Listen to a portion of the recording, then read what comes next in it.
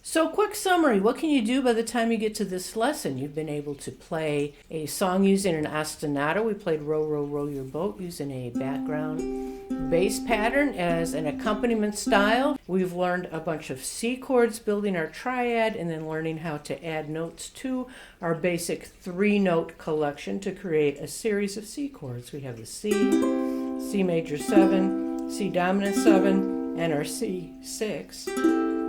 Then we used the C chord to play the coconut song, and we learned a collection of different strum patterns that all required the downstroke. Pause, 1, pause, 1, pause, 1. Or we used a palming technique. Palm, strum, palm, strum, palm, strum, palm, strum. Or we used a thumb downstroke technique.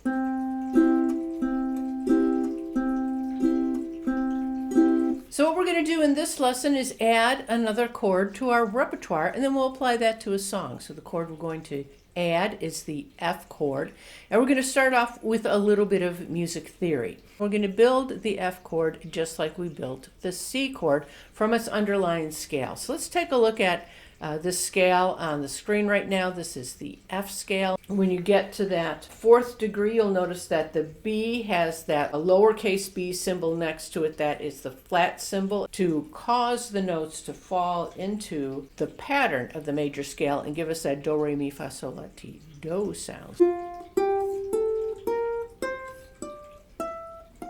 So that's our F scale, starting with that F note on the 2nd string. And we're going to do the same thing that we did with our C chord. So we're going to pick the 1st, the 3rd, and the 5th note out of that scale, which means we need an F, an A, and a C, the 1, 3, and the 5. So that's our chord. So let's take a look at our ukulele. We need an F, an A, and a C. On our 3rd string, we've already got a C. On our 1st string, we have an A. We also need an F. We take a look at that E on our open 2nd string. The next note on that string is going to be F. Our half-step patterns fall under the rule of E and F and B and C. We have our open E, and then our 1st fret is going to be the F. So far our triad, we've got a C, we've got an F, and we've got an A right here on our instrument. If we want to complete that F chord, we need to do something about this open G. The next note on that string follow the musical alphabet. After G, we start over again and come to A. A will be a whole step from G because it's not B and C, it's not E and F, so it's not going to be a half step. So we start it with G. We skip this fret here, that's 1st fret, and we end up with our A on the 2nd fret. So here's our full F chord with a repeating note. We're going to start off with the F added 9 chord. That means we only have to wrangle with one finger here, getting that 1st finger on the 1st fret of the 2nd string, and it sounds like that. So what we're doing here is we're playing this G open, and we are adding a note to that chord. So when we have our F chord, the F, the A and the C, so we've got our C here, our F and our A, that's our triad. Adding the G is the 9th degree of the scale. So we talked about how our degrees duplicate themselves an octave higher, right? So we have F, G, A, B flat, C, D, E, F. There'd be another G. So by adding that G, we have an F with an added 9th. And we can use that as a substitute for our F chord. So let's just start with that. So when we're dealing with these F chords, notice we've got a finger, and it has got to let us clear the string underneath it. We've got the same thing happening here. We've got a finger and an open string under it. This is where we talked about technique, connecting with the way your body works and the way the instrument works. So we've got these, in my case, sort of, chubby fingers that need to stay out of the way of those strings.